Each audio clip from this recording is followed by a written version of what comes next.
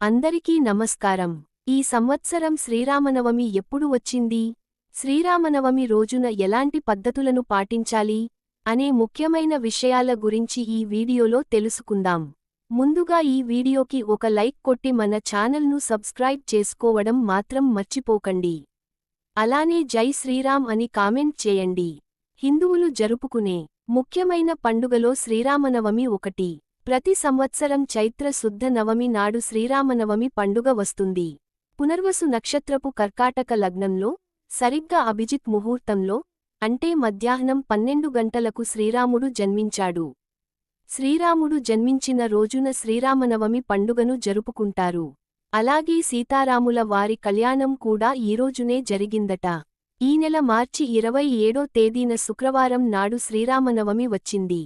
శ్రీరామనవమి వచ్చేలోపు ఇల్లంతా శుభ్రం చేసుకుని ఇంట్లో ఉన్న పాత వస్తువులను తీసేయండి. ఈ పరాభవ నామ సంవత్సరంలో వచ్చే మొట్టమొదటి పండుగ శ్రీరామనవమి. కాబట్టి శ్రీరామనవమి రోజున కొన్ని నియమాలను పాటించడం ద్వారా ఈ కొత్త సంవత్సరం అంతా మీకు బాగా కలిసి వస్తుంది. శ్రీరామనవమి రోజున చేసే పూజల వల్ల కోటిరెట్ల పుణ్యఫలితాన్ని పొందవచ్చు. శ్రీరాముణ్ణి పూజించడం వల్ల సకల పాపాలు తొలగిపోయి సకలైశ్వర్యాలు మీ ఇంటికి ప్రాప్తిస్తాయి. కాబట్టి శ్రీరామనవమి పండుగ వచ్చేలోపు శ్రీరాముల వారి విగ్రహాన్ని కాని, ఫోటోలు కాని ఇంటికి తెచ్చుకోండి. ఈ పండుగ పర్వదినాన రాముల వారి విగ్రహాన్ని పూజా గదిలో ప్రతిష్ఠించుకుంటే డబ్బు పరంగా మీ ఇంటికి బాగా కలిసి వస్తుంది. అంతులేని ఐశ్వర్యాన్ని రాముల వారు ప్రసాదిస్తారు. శ్రీరామనవమి నాడు పూజలు చేసేవారు కొన్ని శుభముహూర్తాలలో ఇంట్లో పూజ చేసుకోవాలి. రాముల వారి పూజకు 27వ తేదీన ఉదయం 11 గంటల 10 నిమిషాలు నుంచి మధ్యాహ్నం 1:30 వరకు ఉంది. ఇక బ్రహ్మ ముహూర్తంలో పూజలు చేయాలనుకునేవారు తెల్లవారుజాము 4:30 నుంచి తెల్లవారుజాము 5 గంటల 20 నిమిషాలు వరకు చేసుకోవచ్చు. అలాగే సాయంత్రం సమయంలో పూజ చేసుకోవాలనుకుంటే సాయంత్రం 5:30 నుంచి సాయంత్రం 6 గంటల 10 నిమిషాలు వరకు పూజ చేసుకోవచ్చు. ఈ గడియలు చాలా శక్తివంతమైనవి, కాబట్టి శ్రీరామనవమి రోజున ఇంట్లో పూజ చేసేవారు ఈ సమయాల్లో మాత్రమే ఇంట్లో పూజ చేసుకోండి. రాములవారి అనుగ్రహంతో మీ కుటుంబానికి మంచి జరుగుతుంది. శ్రీరామనవమి రోజున పూజ చేసేవారు పసుపు రంగు వస్త్రాలను ధరిస్తే చాలా మంచిది. ఎవరైతే పసుపు రంగు వస్త్రాలను ధరిస్తారో అలాంటి వారికి విపరీతమైన అదృష్టం కలిసి వస్తుంది. జీవితంలో ఐశ్వర్యానికి కొరత ఏర్పడదు.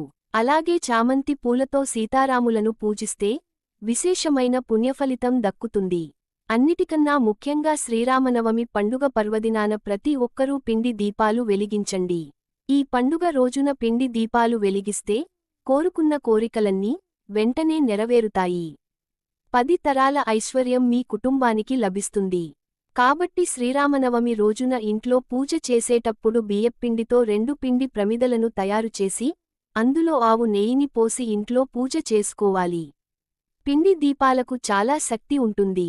అందులోనూ శ్రీరామనవమి రోజున పిండి దీపాలు వెలిగిస్తే ఊహించలేనంత అదృష్టం కలుగుతుంది. మీ మనసులోని కోరికలన్నీ నెరవేరుతాయి. శ్రీరాములవారికి అత్యంత ఇష్టమైన వాటిలో తులసీదళాలు ఒకటి. కాబట్టి ఇంట్లో పూజ చేసేటప్పుడు మీ పూజ గదిలో కొన్ని తులసి దళాలను పెట్టుకోండి. తులసీదళాలతో శ్రీరాముడిని పూజిస్తే మీ ఇంటికి అఖండ కుబేర రాజయోగం కలుగుతుంది. విపరీతమైన డబ్బు కలిసి వస్తుంది. ఈ సంవత్సరం అంతా భోగభాగ్యాలను అనుభవిస్తారు. కాబట్టి ఇంతటి గొప్ప అవకాశాన్ని మాత్రం అస్సలు వదులుకోవద్దు. శ్రీరామనవమి రోజున ఇంట్లో పూజ చేసే ముందు కొన్ని అక్షంతలను తయారు చేసుకుని పూజ గదిలో పెట్టుకోండి. ఇంట్లో పూజ పూర్తయిన తర్వాత ఆ అక్షింతలను తల పైన వేసుకోండి. ఈ అక్షింతలకు ఎంతో దైవశక్తి ఉంటుంది. కాబట్టి మీ కుటుంబం అంతా అక్షింతలను వేసుకుని రాములవారికి నమస్కారం చేసుకుంటే ఈ సంవత్సరం అంతా మీకు బాగా కలిసి వస్తుంది. ఇక పూజలో నైవేద్యంగా వడపప్పు అలాగే బెల్లం పానకాన్ని నివేదించాలి. అయితే నైవేద్యానికి పానకాన్ని తయారు చేసేటప్పుడు అందులో కొన్ని తులసిదళాలను వేయండి. ఈ పానకాన్ని ప్రసాదంగా స్వీకరిస్తే ఈ సంవత్సరం అంతా ఆయురారోగ్యాలతో అప్లైశ్వర్యాలతో జీవిస్తారు. ఈ రోజున సీతారాములను పూజించడం ద్వారా దాంపత్య జీవితంలో ప్రేమానురాగాలు పెరుగుతాయి. మీ ఇంటి సంపద పెరుగుతుంది. సీతాదేవి అంటే లక్ష్మీదేవి స్వరూపం కాబట్టి ఈ శ్రీరామనవమి రోజున శ్రీరాముడితో పాటు సీతాదేవిని కూడా పూజిస్తే లక్ష్మీదేవి ఆశీస్సులు సంపూర్ణంగా లభిస్తాయి. తమలపాకులు ధనాన్ని ఆకర్షిస్తాయి కాబట్టి ఈ శ్రీరామనవమి పండుగ నాడు 5 తమలపాకులను తీసుకొని వాటిపైన గంధంతో శ్రీరామ అని రాసి మీ పూజ గదిలో పెట్టుకోండి. మీ ఇంటికున్న దరిద్రం మొత్తం తొలగిపోయి మీ ఇంట్లోకి ధనలక్ష్మీదేవి అడుగుపెడుతుంది. ఈ సంవత్సరం అంతా ధనధాన్యాలకు లోటు లేకుండా రెట్టింపు ఐశ్వర్యాన్ని పొందవచ్చు. శ్రీరామనవమి రోజున చాలామంది ఉపవాసం ఉంటారు. అయితే పండుగ రోజున ఉపవాసం చేసేవారు ఒక పూట మాత్రమే భోజనం చేయాలి. ఈ రోజున చేసే ఉపవాసాలకు అనంతకోటి పుణ్యఫలితాన్ని పొందవచ్చు. ఈ రోజున రామాయణం చదివినా రామాయణాన్ని విన్నాసరే రాముల వారి సంపూర్ణ అనుగ్రహం లభిస్తుంది. శ్రీరామనవమి రోజున ప్రతి విష్ణు ఆలయాల్లో సీతారాముల కళ్యాణాన్ని నిర్వహిస్తారు. కాబట్టి వివాహం కాని వారు సీతారాముల కళ్యాణంలో ఉపయోగించే అక్షింతలను తల పైన చల్లుకుంటే వివాహం కాని వారికి త్వరగా వివాహం అవుతుంది. శ్రీరామనవమి శుక్రవారం వచ్చింది కాబట్టి ఈ పండుగ పర్వదినాన ఉదయం స్నానం చేసి సూర్య భగవానుడికి నమస్కారం చేసుకొని అర్ఘ్యం సమర్పిస్తే జాతక దోషాలన్నీ తొలగిపోయి విపరీతమైన ఐశ్వర్యం కలిసి వస్తుంది. ఈ సంవత్సరం అంతా డబ్బు కొరత ఏర్పడకుండా ఉంటుంది. ఈరోజు తప్పకుండా దానధర్మాలు చేయండి. శ్రీరామనవమి రోజున చేసే దానాలకు ఎంతో పుణ్యఫలితం లభిస్తుంది. 1 రూపాయి దానం చేసిన సరే కోటి రెట్ల పుణ్యఫలితాన్ని పొందవచ్చు.